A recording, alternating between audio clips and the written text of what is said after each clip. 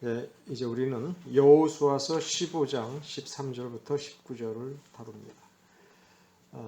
지금 우리가 다루는 내용은 정복 전쟁이라 하는 초점을 자꾸 우리가 버리는 훈련을 해야 됩니다. 그러니까 어렸을 때부터 그렇게 길들여져 가지고 자꾸 이게 보면 정복이라는 생각으로 자꾸 이걸 보게 되는데, 그럼 뭘로 봐야 되느냐 하면 문화라고 하는 측면에서 봐야 됩니다. 먼저 우리 본문에 대해서 얘기를 하겠습니다. 지금 우리 본문은 여호수아와 동시대에 같이 활동했던 갈렙에 대해서 이야기를 하고, 갈렙이 자기 딸을 출가시키는 장면이 나오고 거기에 온니엘이라고 하는 이름이 등장합니다. 일단 이 이름, 특히 그 악사와 온니엘, 그리고 오늘 읽은 본문의 내용을 놓고 보면 이건 시기적으로 사사기 1장하고 똑같은 내용이 사사기에도 써 있으니까, 이 똑같은 내용이 써 있다는 건 뭐냐면 여호수아서가 다 끝난 뒤에 사사시대가 열렸다가 아니라 지금 이 여호수아서 15장에 이미 사사시대가 여기서부터 시작이 되었고, 그리고 엄밀한 의미에서 내용적이라는 의미에서 보면 지금 이 시대는 모세 시대입니다. 여전히 모세는 죽었다고 하지만 우리가 지난 시간에도 여호수아서 본문을 읽다가 보면 여호수아가 하나님의 뜻대로 정하신 대로 와서 물리치고 이 땅을 차지하였다라고 할 때 그 결론을 내릴 때 뭐냐면 하나님께서 모세에게 명하신 대로라고 해요. 그러니까 여호수아는 하나님의 뜻과 동시에 모세의 뜻대로 하여 하나님께서 모세에게 명하신 그것을 이루었다라고 하는, 이게 여호수아의 핵심입니다. 그러면 그 이루었다라고 하는 것이 무엇을 지향하느냐 할 때, 제가 지난 시간에도 얘기한 것처럼 우리의 시야가 좀 넓어야 돼요. 그러니까 여호수아서라고 하는 것만 놓고 보면 사사시대 빼고 모세 죽을 때부터 사사시대가 시작이 되는 그걸 놓고 보면 실제로 여호수아 시대는 대략 13년에서 15년의 기간이다. 요거를 어떤 성경 공부 쉽게 하는 사람들은 이걸 정복 시대 13년, 15년 이렇게 얘기를 해요. 근데 우리가 시야를 넓게 봐야 돼요. 넓게 보고, 그러니까 예를 들어서 하나님의 백성인 이스라엘 족속이 가나안 족속들의 땅을 정복한 역사가 아니라, 왜 그렇게 보지 말고 어떻게 보는 것이 좀 더 나으냐면, 가나안 족속 이들은 왜 이 운명을 당할 수밖에 없느냐. 예를 들어서 그 누구의 칼이든 간에 누구의 칼에 의하여 자기가 오랫동안 살았던 이 땅에서 더 이상 살 권리를 박탈당하고 이걸 쫓겨났느냐라고 하는 것을 그 관점에서 놓고 보고, 우리는 창세기로부터 이 가나안 족속에 대해서 왜 이들은 이 운명을 당했느냐. 그러면 예를 들어서 레위와 시므온 이 두 지파의 운명, 그 다음에 유다 지파의 그 운명을 놓고 보면 레위와 시므온 지파는 분명히 아버지로부터 저주를 받았어요. 그렇죠? 아주 잔인한 저주를 받았어요.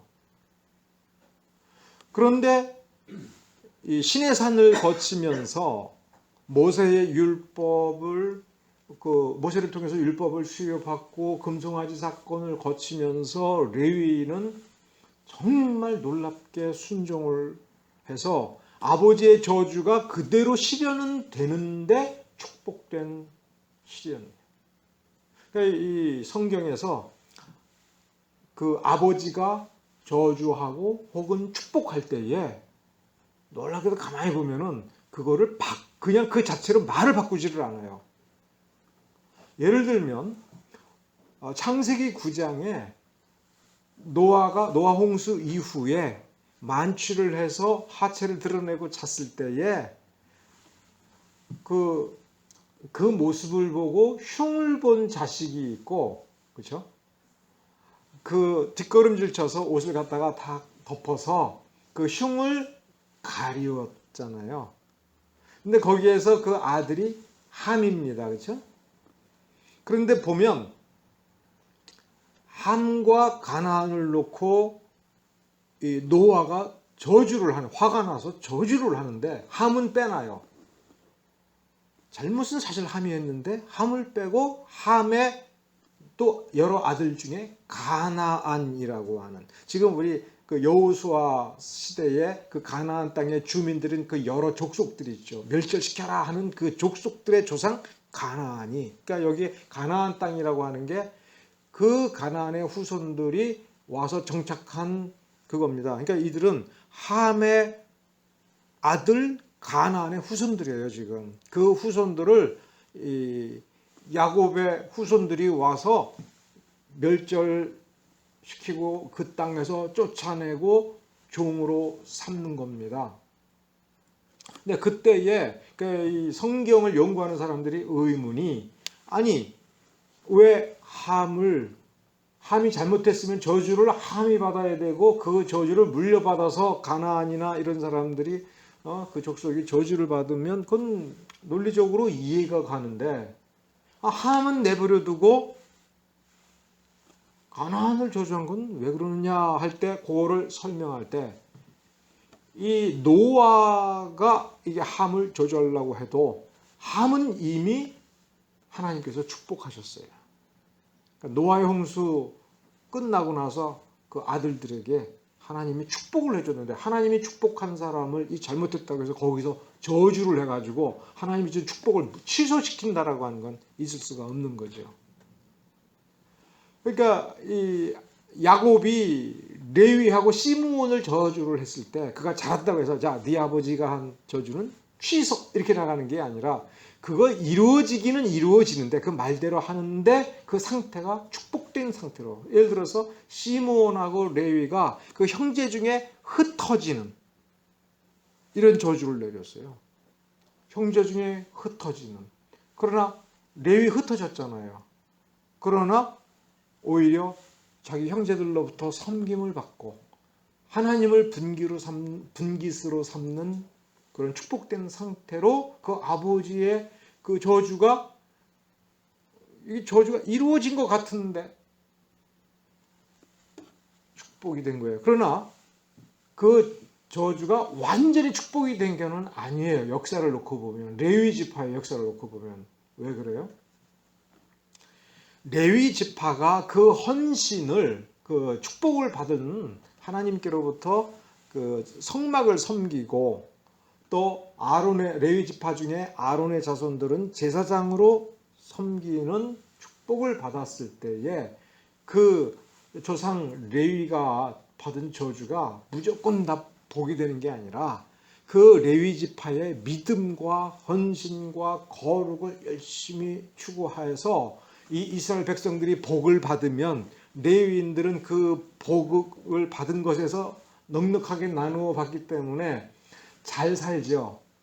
그러나 레위 지파가 방심하고 나태하여 다른 이스라엘 백성들, 그 형제들이 하나님을 섬기는 일이 소홀히 하게 되고 하나님의 말씀을 어기면 하나님의 징계를 내리는데, 무슨 징계가 오냐면 흉년이 오죠. 그러면 다른 형제들이 흉년이 되면 자기네들의 그 소득 중에 얼마간을 내어서 이 레위라고 하는 자기들 그 거주지에 있는 레위인들을 이렇게 그 쉽게 말하면 헌금을 내 가지고 그들을 삶을 부양하는데, 이게 살림살이가 어떻게 되겠어요? 흉년이 오게 되면 누구보다도, 그리고 어디서부터 이게 힘들어지냐면 레위 지파부터 힘들어지잖아요. 그러니까 사사기에도 보면은 분깃을 받은 곳에서 살 수가 없어 가지고 자기 고향을 떠나서 그저 돈벌이를 위하여 제사장 노릇을 하는 레위 소년 이야기가 나오지 않습니까? 그건 뭐냐면 믿음과 경건을 잃어버리기 때문에 그런 거예요. 그러니까 완벽하게 바뀌어지지가 않아요. 그러니까 이 가나안이 거기서 저주를 받아요.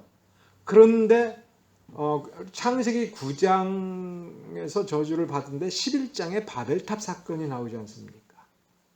바벨탑 그러니까 9장, 10장, 11장을 잘 읽어보면 묘한 것을 하나 추론해낼 수 있어요.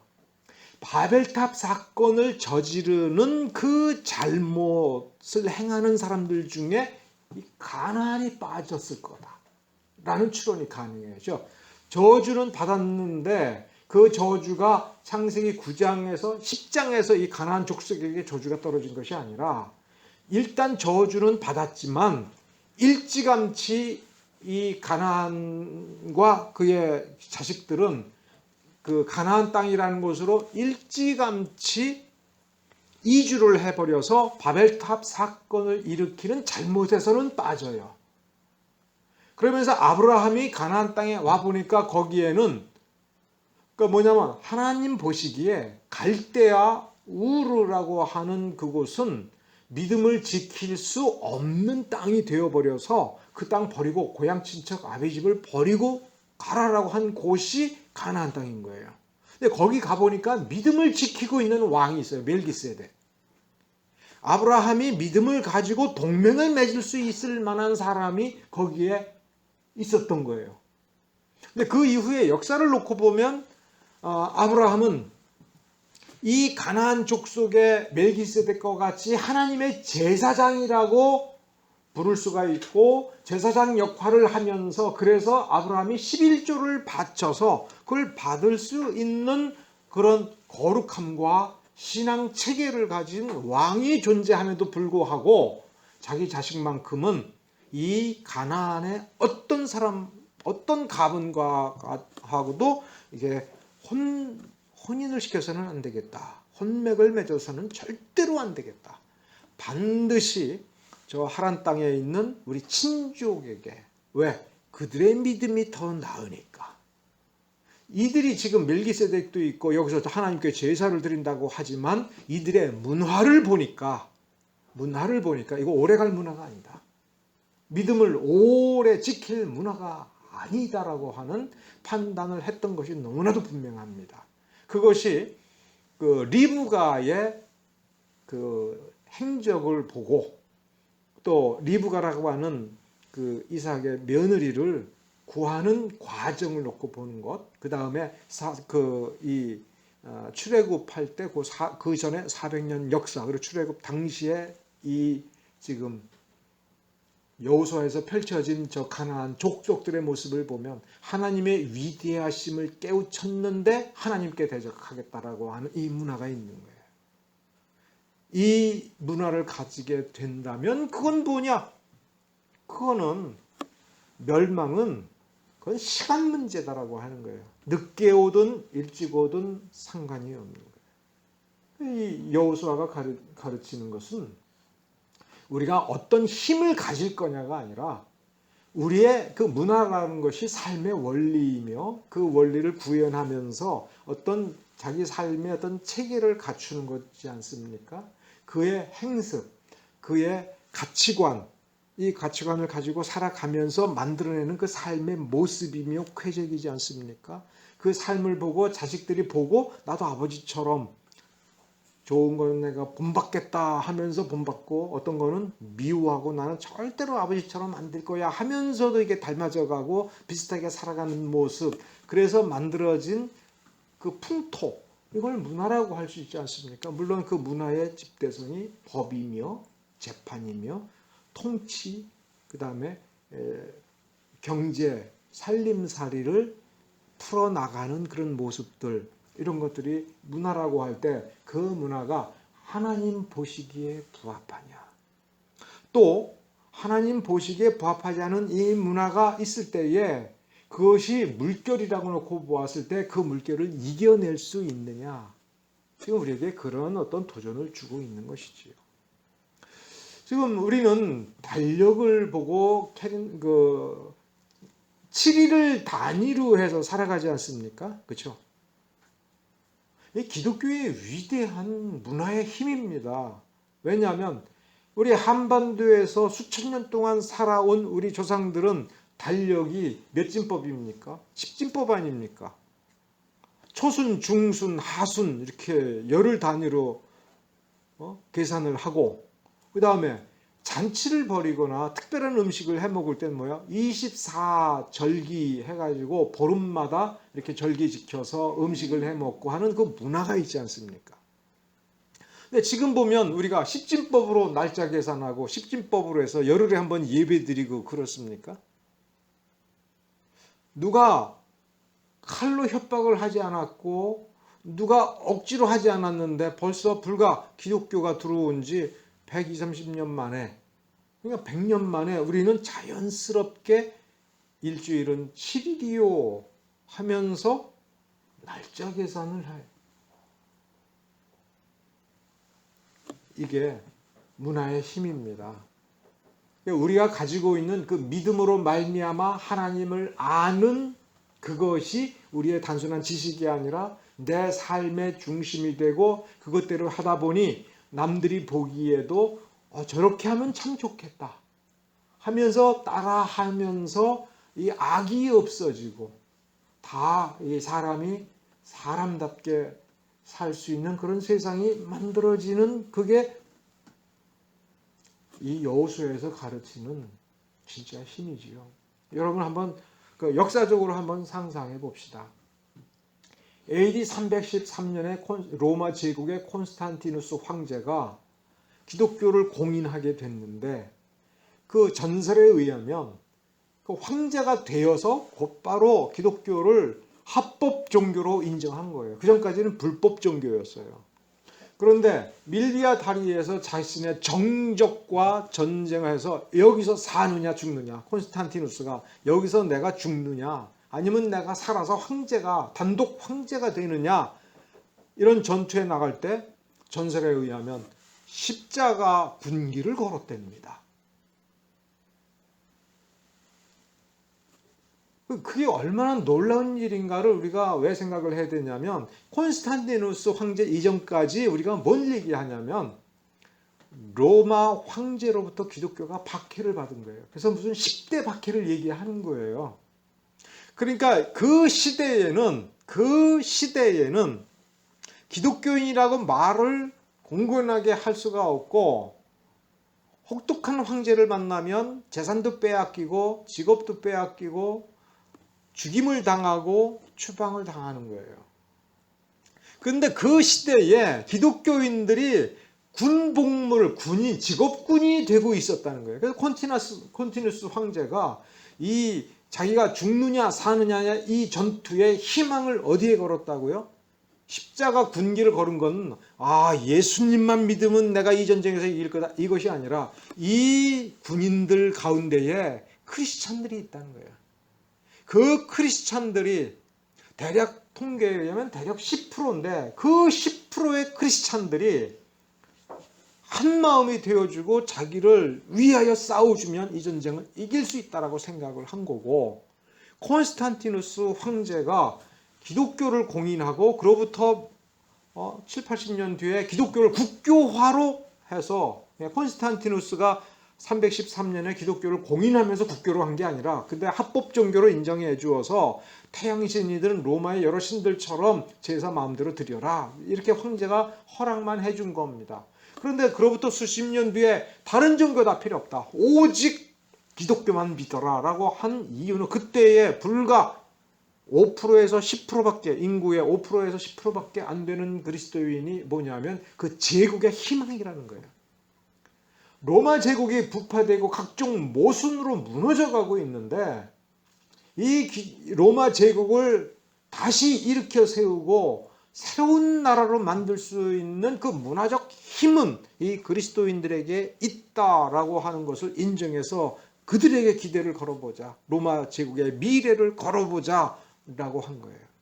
그러니까 기독교인들은 박해를 받으면서, 그러면 박해를 받은 그면서 군대로 간 박해 받을 때에 그리스도인이 직업 군인이 되어 있는데, 그때에 로마 제국 내에 있는 기독교도들을 밖에 있지 않습니까?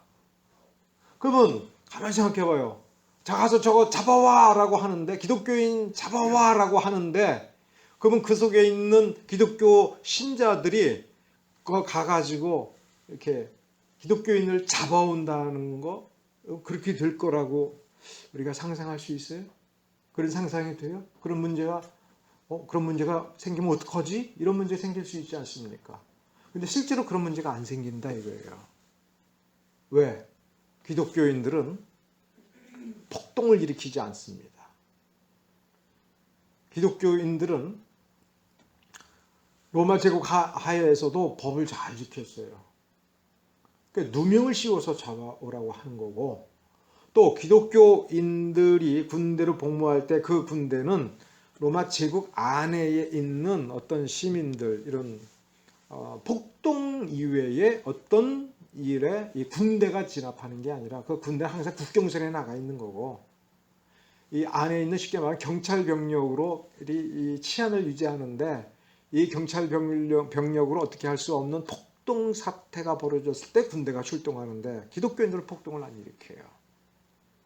그러니 이 또한 이 원리도 뭐냐면 문화인 거예요. 이 문화적 충돌에 의해서 내가 기독교인인데, 내가 기독교인임을 숨기고 군복무를 하고 있는데 가서 기독교인 잡아라 그러면 군복무를 어떻게 하겠습니까?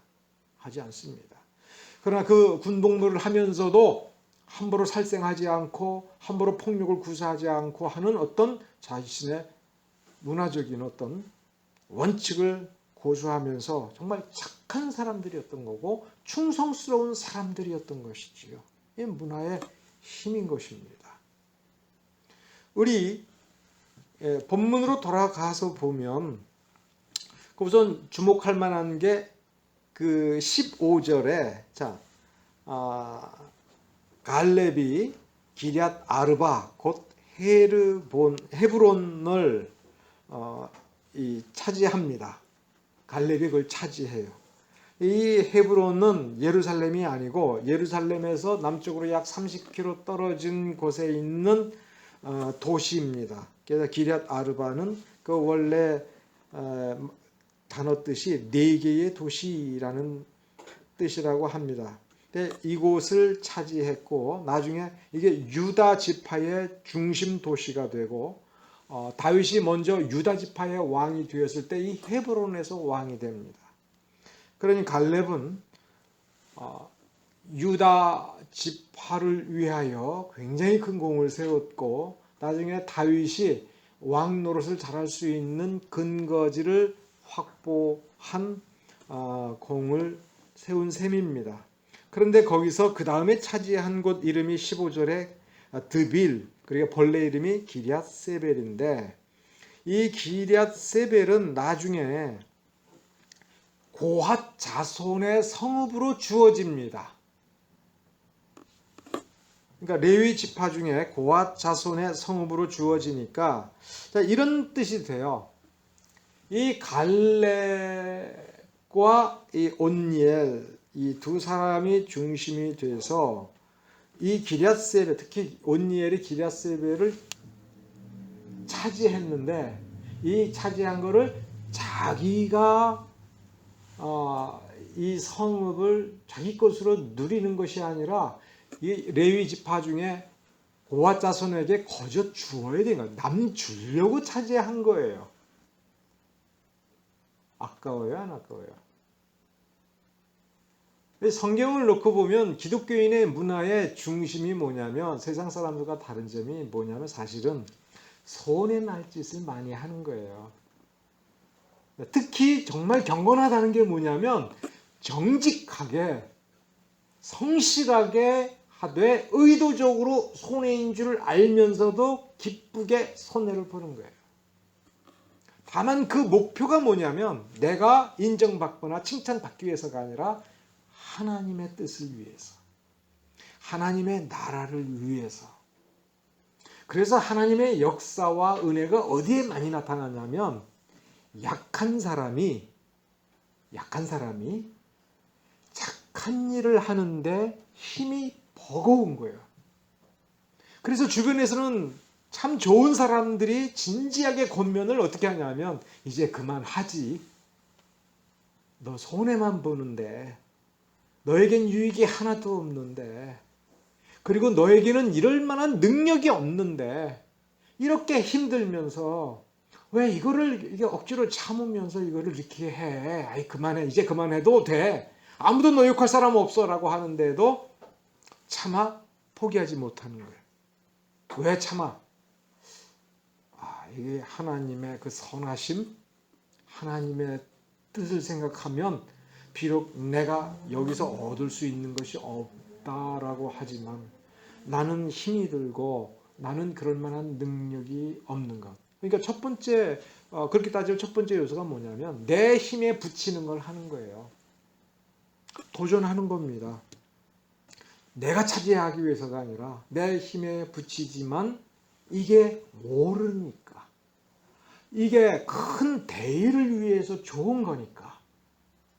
이렇게 하면 우리의 형제들, 우리의 후손들이 하나님을 좀 더 쉽게 잘 알고 하나님을 더 아름답게 섬길 수 있게 될지 모르니까. 이게 뭐가 보장이 안 된다 하더라도 내가 애쓰고 힘써서 내가 이것을 하다가 실패하고 내가 더 이상 어쩌지 못해서 주저앉을 때에 하나님께서 손을 내밀어서 나를 붙잡아 주실 것이고 전적으로 하나님께서 은혜 베풀어서 이것을 이루어 주실 것이니까. 그것이 그 사람의 인생의 중요한 가치 원리가 되고 그것을 반복할 때에 그 사람의 성품으로 나타나며 그것을 보고 배운 그의 가족이 그런 사람들이야.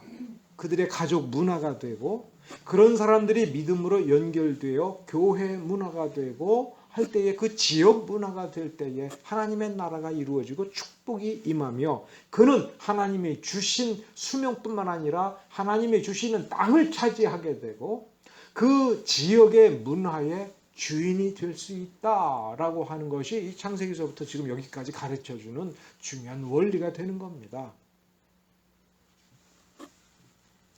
어떤 물리적 환경을 통해서라도 이건 할 수 없어 라고 할 때에도 오직 하나님의 이름으로 포기하지 않는 그게 누굽니까? 바로 갈렙이었지 않습니까? 그게 바로 여호수아였지 않습니까?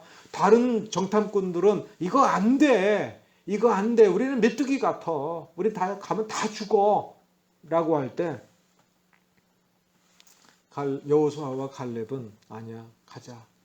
하나님이 가라고 하시고 하나님이 주시겠다고 하면 틀림없이 그것이 이루어질 거다. 그것은 우리의 능력을 벗어나는 일이 맞다. 그것은 우리가 할 수 없다. 가면 우리 정말 죽을지도 몰라. 그러나 중요한 건 하나님이 이루시겠다. 우리에게 약속을 하셨고 그러면 우리는 안 죽어. 왜? 하나님이 약속했으니까.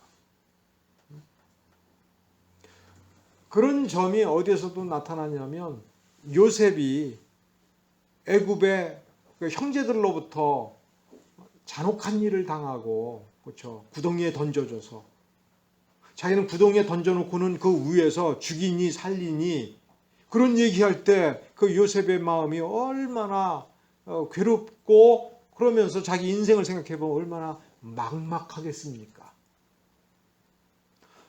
애굽에 8년 나갈 때 얼마나 막막하겠습니까? 누명을 쓰고 감옥에 던져졌는데 어떤 누구도 자기를 기억해 주지 않고 도와주지 않고 거기 이역만리 먼 곳에서 그 지하 감옥에서 그야말로 얼마나 막막하며 자기 인생을 생각할 때 얼마나 정말 기가 막히면서 살 소망이 있겠습니까? 사는 게 사는 거였겠습니까? 그럴 때 그를 지탱해 주는 것이 과연 무엇일까를 성경에서 찾아보면 꿈이었습니다. 아버지 곁에 있을 때 해와 달과 별이 절하는 거, 그죠? 그리고 곡식단, 형제들의 곡식단이 절하는 거. 그 단수가 그 무슨 해몽이 필요 없어요. 형제들이 나한테 절한다. 그러니까 형제들이 나한테 절할 때까지는 난 안 죽는다. 이거 뭐 해몽이 필요해요? 감옥에 갇힌 요셉이 그 꿈을 생각하면 난 안 죽는다. 내 아버지 내가 보게 될 거다. 얼마든지 이게 하나님이 내게 주신 꿈이라면 봐라. 이 꿈은 뭘 가리키냐? 하나님이 나 여기서 이렇게 죽지 않는다라고 하는 것을 미리 너한테 보여주었다.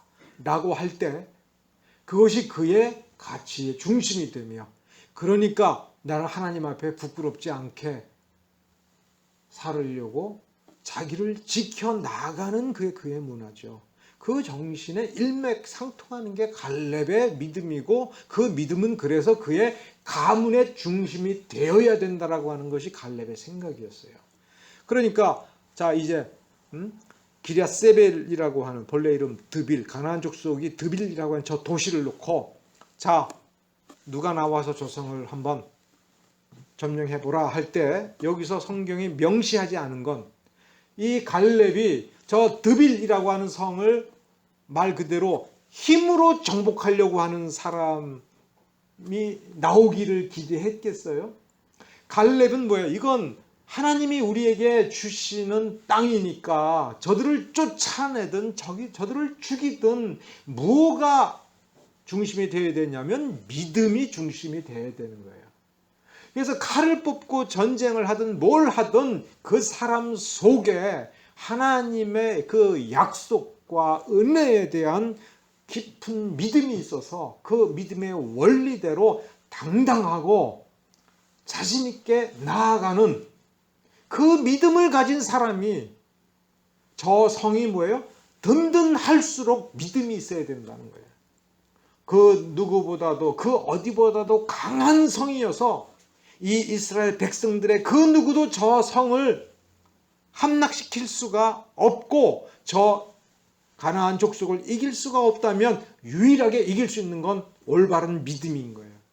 갈렙이 자 누가 나와서 믿음 한번 보여봐라. 그 믿음이 그저 가슴속에 있는 믿음이 아니라 다른 형제들을 이끌어서 전쟁터에 나가는 믿음이며 전쟁의 그 칼과 창, 죽음이 횡행하는 그 자리에서도 하나님을 믿고 의지하는 그 믿음. 그래서 그 믿음을 가지고 불가능에 도전하고 자기의 한계에 도전하고 그래서 하나님의 뜻대로 이루는 그 믿음이 있는 사람, 그걸 내 사회로 삼겠다. 이것이 갈렙이니까 갈렙은 뭘 소망한 겁니까? 내 믿음, 이 믿음으로 이런 축복을 받았다면 이 믿음의 대를 잇고 그 믿음이 이 가정의 문화가 되어서 그 다음 때로 이 하나님을 섬기는 하나님 나라의 이 문화가 이루어지는 그런 가문을 이루겠다. 그래서 믿음 안에 담대한 거예요. 믿음 안에 믿음의 그 담대함이라고 하는 거는 내가 할 수 있는 것만 하는 게 아니에요. 내 인생의 그릇 안에 내 인생 길만 추구해서 내 직업 경력, 내 인생의 어떤 그것만 성공하는 것이 아니라 그 한계를 뛰어넘는 무언가를 보여주는 거예요. 어쩌면 우리가 하나님 앞에 가서 제가 잘 믿었습니다. 나는 항상 예수가 나의 구세주이심을 믿습니다라고 하는 것을 고백하고 얼마나 그 믿음을 지켰느냐 이거를 가지고 하나님 앞에 딱 서서 그거를 자랑하는 게 아니라 내가 주 예수를 믿음으로 말미암아 내가 할 수 없었던 이 일까지 했습니다. 원래 나는 요만한 그릇이었는데 요 그릇에 담을 수 없는 이렇게 커다란 일을 내가 주님을 위해서 했습니다. 하마터면 중간에 포기할 뻔했습니다. 너무나 어렵고 너무나 힘들어서 내가 더 이상 견딜 수 없어서 포기할 뻔한 적도 몇 번 있었는데 내가 주의 이름을 부르니 주님께서 은혜 주시고 능력 주시어서 내가 놀랍게도 여기까지 했습니다. 갈렙이 사실 이렇게 우리에게 얘기하는 셈이죠. 나는 이방 족속으로서 하나님을 몰랐습니다.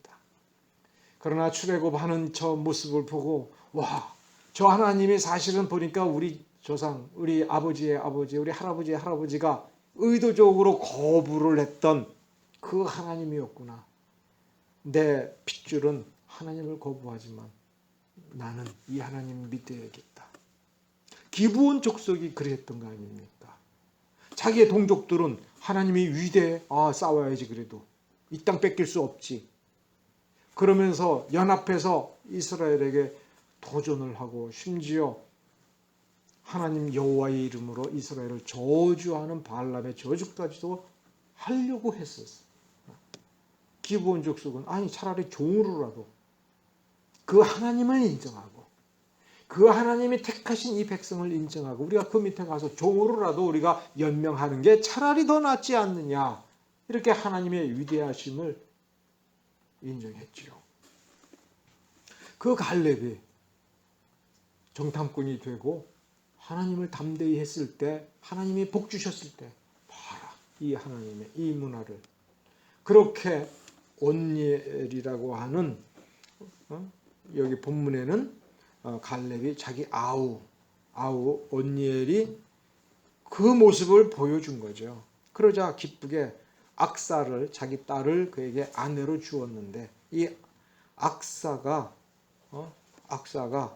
출가하면서 나귀 타고 자기 남편 따라가다가 거기서 딱 내려서 쫓아와서 아버지 이왕 주실 거면 오아시스도 주셔야 좋지 않겠습니까?